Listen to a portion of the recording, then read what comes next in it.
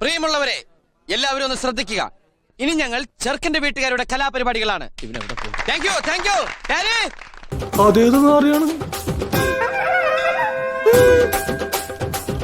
ഞങ്ങൾ കൈക്കൂലി കൊടുക്കില്ല എന്ന തീരുമാനം നിങ്ങൾ എടുക്കുകയും ചെയ്താൽ നടപ്പിലാക്കാൻ നിങ്ങളുടെ കൂടെ ഞാനുണ്ടാവും. സർക്കാരുണ്ടാവും. ഈ സർക്കാർ, സഖാവ് പിണറായി വിജയൻ നേതൃത്വം കൊടുക്കുന്ന ഈ സർക്കാർ നിങ്ങളോടൊപ്പം ഉണ്ടാവും. സത്യസന്ധമായിട്ട് പറയാണ്, കൊടുക്കരുത്. കൊടുക്കുന്നതും വാങ്ങിക്കുന്നതും തെറ്റാണ്. വാങ്ങിക്കുന്നവർക്ക് മര്യാദയില്ലെങ്കിലും കൊടുക്കുന്നവർക്ക് മഹാന്തസ് വേണം. കൊടുക്കില്ല. കൈക്കൂലി കൊടുത്തിട്ടുണ്ടെങ്കിൽ ലൈസൻസ് വേണ്ട. വണ്ടി ഓടിച്ച് കാണിക്കും. എല്ലാ സ്ഥലത്തും ക്യാമറ വയ്ക്കാൻ പോവാൻ. ചുമ്മാ പറഞ്ഞതാ. അയാൾ ശരിക്കും പറഞ്ഞതായിരിക്കും. അയാൾ ചെയ്യുമെന്ന് പറഞ്ഞാൽ ചെയ്തിരിക്കും. നിങ്ങൾ കൃത്യമായി വണ്ടി ഓടിച്ച് കാണിച്ചാൽ നിങ്ങൾക്ക് ആർക്കും നിങ്ങളെ തടയാൻ പറ്റില്ല. നിങ്ങൾക്ക് ലൈസൻസ് അങ്ങനെ അനീതിയോടെ ലൈസൻസ് തരാൻ ഒരുങ്ങാതിരിക്കാനാണ് ഞാൻ പറഞ്ഞത്. ഇതിനുള്ളിൽ ഒരു ക്യാമറ വെക്കണമെന്ന് പറഞ്ഞു. അപ്പോൾ അതും എല്ലാവർക്കും എതിരാണ്. സത്യം ബെല്ലടിക്കുന്ന കേട്ടില്ലേ?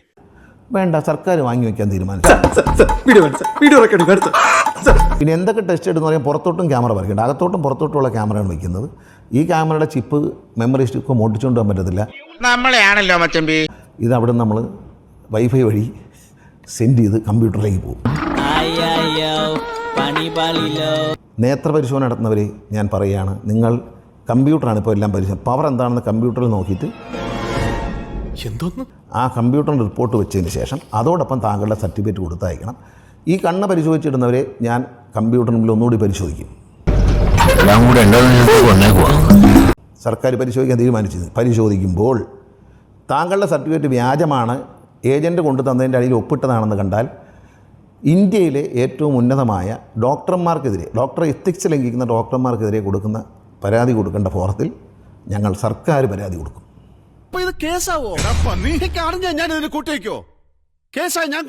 ദയവ് ചെയ്ത് ഇത്തരം സർട്ടിഫിക്കറ്റുകൾ ഇന്നു മുതൽ ഒപ്പിടരുത് എന്ന് ബഹുമാനപ്പെട്ട ഡോക്ടർമാരോട് വളരെ ആദരവോടെ അപേക്ഷിക്കുകയാണ്. കൊണ്ടുവച്ചിരിക്കുന്ന ആൾക്ക് കണ്ണുണ്ടോ എന്ന് തന്നെ നിങ്ങൾ അറിയുന്നില്ല. കണ്ണുണ്ടോയെന്ന് പോലും നോക്കാതെയാണ് നിങ്ങൾ ലൈസൻസ് ഇവർ കൊണ്ടുവച്ചിരുന്നു. നിങ്ങളെല്ലാവർക്കും സീലടിച്ചു കൊടുക്കുന്നു. ഓക്കെ, നിങ്ങൾക്കുള്ള ഫീസ് വാങ്ങിക്കുന്നു. ഫീസൊക്കെ വാങ്ങിച്ചോളൂ, തെറ്റില്ല. പക്ഷേ കണ്ണിന് പവർ ഉണ്ടോയെന്ന് പറഞ്ഞാൽ ഞങ്ങളത് ക്രോസ് ചെക്ക് ചെയ്യാൻ തീരുമാനിച്ചു കഴിഞ്ഞു. കണ്ണ് പരിശോധിക്കുന്ന മെഷീനൊക്കെ വാങ്ങാൻ സർക്കാരിന് വലിയ ബുദ്ധിമുട്ടുമില്ല. മോട്ടോർ വെഹിക്കിൾ ഡിപ്പാർട്ട്മെൻറ്റ് വാങ്ങിച്ചിട്ട് ഞങ്ങളുടെ ടെക്നീഷ്യനെ വെച്ചിട്ട് റാൻഡമായിട്ട് പരിശോധന നടത്തും. അതിൽ ഇത് കണ്ടാൽ താങ്കളൊരു കാര്യം ചെയ്യും, താങ്കളുടെ സ്ഥാപനത്തിൽ വരുന്ന ആളുടെ കണ്ണ് പരിശോധിച്ച് കമ്പ്യൂട്ടറൈസ്ഡ് ലിസ്റ്റോടുകൂടി താങ്കളുടെ സർട്ടിഫിക്കറ്റ് ഒരു ബഹുമാനത്തോടെ നിങ്ങൾ സ്വീകരിക്കുന്നു. സൈക്കോളജിക്കൽ മൂവ് എന്നാ പോവാ.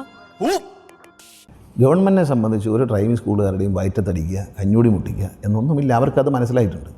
നിങ്ങൾ ന്യായമായ ഫീസ് വാങ്ങുക. സ്ത്രീകൾക്കൊരു ഫീസ്, ഇപ്പം പെണ്ണുങ്ങളൊന്നും അത്ര ശരിയല്ല. പുരുഷന്മാർക്ക് വേറൊരു ഫീസ്. ഇതൊന്നും ന്യായമുള്ള കാര്യങ്ങളല്ല. അപ്പൊ കാണാം. See you, by. സോറി, നിങ്ങളല്ലേ ഇറങ്ങണ്ടേ? അതെ, ഇതാണ് ആളിറങ്ങാൻ വൈകി കഴിഞ്ഞ് ഞാൻ ഇറങ്ങിപ്പോയി. Follow me.